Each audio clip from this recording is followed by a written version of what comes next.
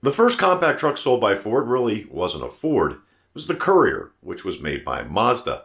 Ford entered into an agreement with Mazda to bring the B1800 into the North American market. It made sense for Ford because they had never produced a small compact truck, and it made sense for Mazda because it gave them a pile of cash. The Ford Courier was manufactured alongside the Mazda B trucks in Hiroshima, Japan. They were imported into the United States as cab chassis, and the beds were then imported later. The reason they did this is it avoided a 25% tariff on imported vehicles. The cab and then chassis only were taxed at 4%. The Courier made up about 5% of Ford's total truck production, and that would be fine had the federal government not passed CAFE standards. That's the corporate average fuel economy standard. These were ever-increasing milestones that manufacturers needed to meet in order to not pay a gas guzzler tax. Now, those of you that have bought Mustangs recently may have paid a gas guzzler tax, so you understand what that is. In order to meet these standards by 1985, Ford figured that 50% of their truck market would need to be powered by a four-cylinder engine. So in 1976, Ford spent $700 million to develop its own small truck, one that it wouldn't have to pay any tariff on, and two, could help it meet the 1985 CAFE standards. That truck was the Ford Ranger, and that's the subject of today's video. Of how the tough new size Ford Ranger can conquer mountains. This new small pickup gets this high gas mileage and carries this payload.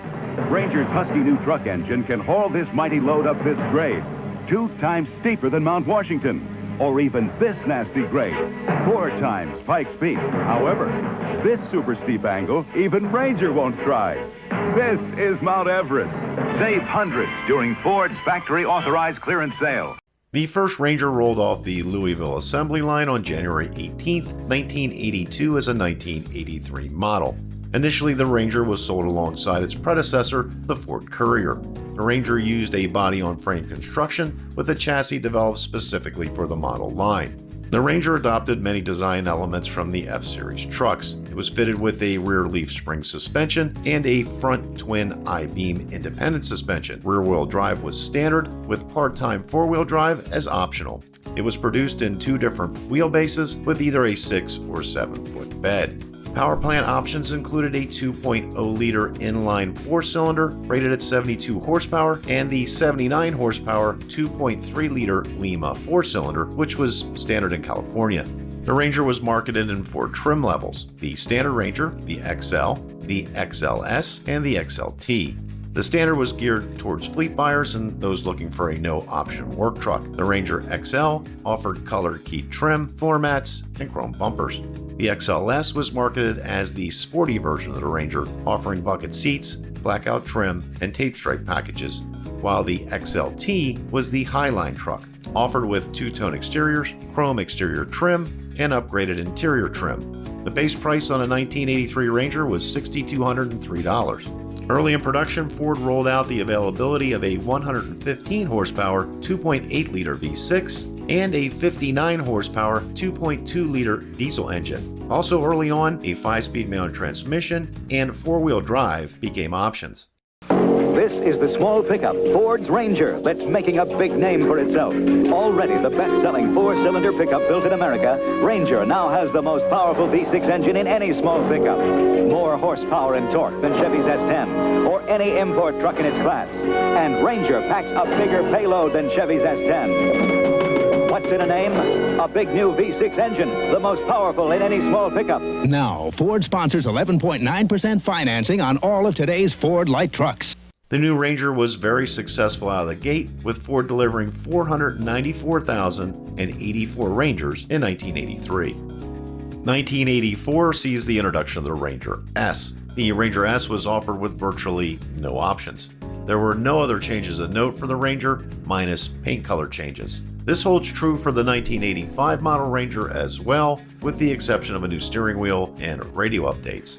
The 5-speed manual became the standard transmission, with Ford dropping the 4-speed, and Ford adds fuel injection to the 2.3-liter, bumping horsepower output to 80. Ford sold 247,042 Rangers in the 1984 model year and 248,210 Rangers in 1985. Here's the small pickup that has a lot of the others eating its dust. The small Ford Ranger. It's built tough, and it now has an even more powerful V6, more horsepower than even the Toyota Turbo. And there's the sporty, fun-to-drive Ranger STX, built tough. And the new Ranger Super Cab with lots of extra room for people or cargo, built tough. And the Ranger S, priced at $59.93. Oh, did we mention all Rangers are built tough? Well, the best-built American trucks are built Ford tough. 1986 sees Ford launch the Ranger Super Cab on a 125-inch wheelbase. This version offered additional storage space behind the front seats and offered optional folding jump seats. The interior received an expanded instrument panel, which now included a tachometer. The steering wheel, door handles, and window cranks were made similar to other Ford models. Ford offered a new power plant. It was the 2.9-liter V6. This offered electronic multi-port fuel injection. This engine offered 140 horsepower. Ford also drops the Mazda diesel in favor of a Mitsubishi 2.3-liter turbo diesel power plant that puts out 86 horsepower. Ford introduces the Touch Drive electronic shift transfer case. This allowed four-wheel drive models to shift on the fly with the touch of a button. The model offerings remain almost consistent. However, the Custom replaces the standard designation. The S, XL, STX, and XLT all continue on. Ford delivered 269,490 Rangers in 1986. 1987 brings the end of the diesel. Ford dropped it altogether as they were never that popular, making up less than 2% of total production. It also brought about a new model, the Ranger GT. It is only available in two-wheel drive and is powered by the 2.9-liter V6 engine. All GTs were equipped with a limited slip rear axle and P215/70R Goodyear Eagle GT tires on cast aluminum wheels. Ford also introduced the Ranger STX Highrider.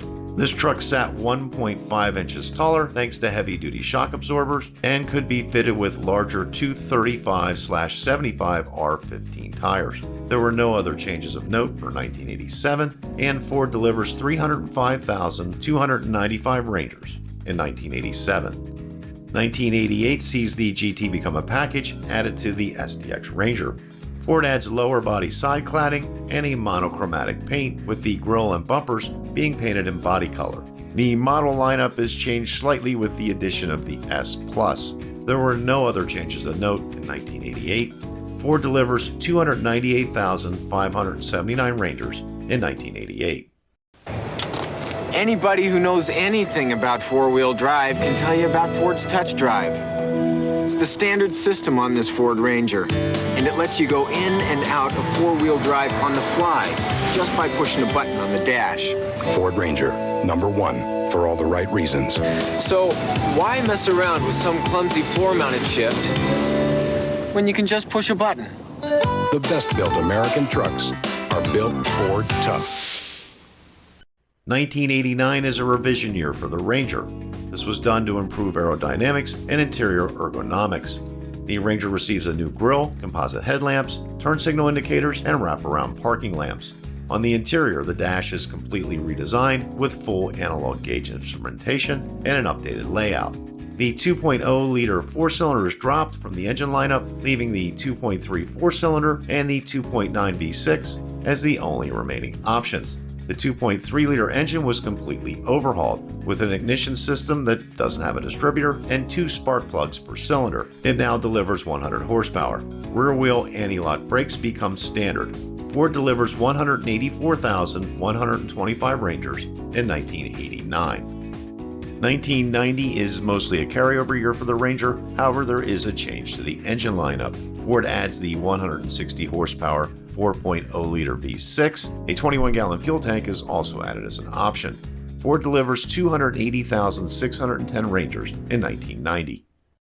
What truck eats the imports lunch in off-road racing year after year? Ford Trucks, the best never ends. What truck offers you a wider range of electronic fuel-injected engines, 4-liter power, push-button four-wheel drive, and standard rear anti-lock brakes on all models? Technology the imports can't match.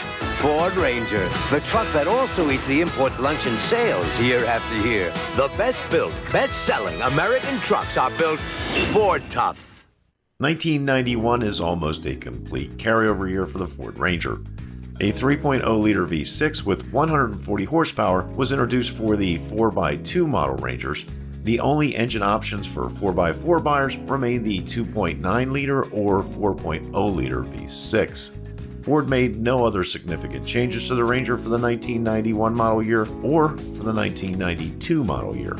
Ford delivers 233,503 Rangers in 1991 and 247,777 Rangers in 1992, which is the final year of production for the first generation of Ford Ranger.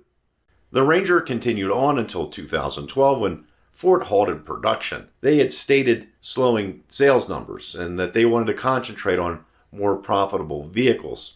Yes, we only covered the first generation of Ranger in this video, but fear not, we'll get to those other Rangers in another video.